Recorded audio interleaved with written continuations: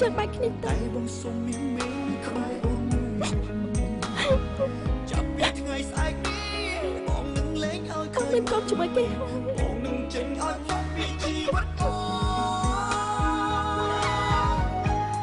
ចាប់ពីស្អែកនេះតទៅពេលអូននៅនឹងឈប់សិន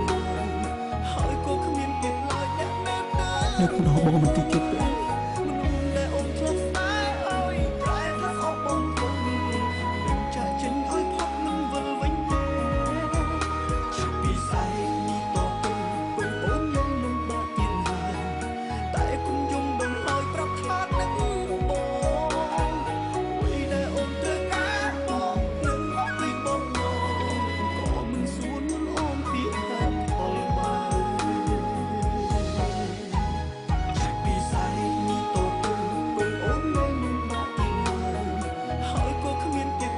មកពីណាយើងសួរថាមកពីណាមកពីផ្ទះម៉ែ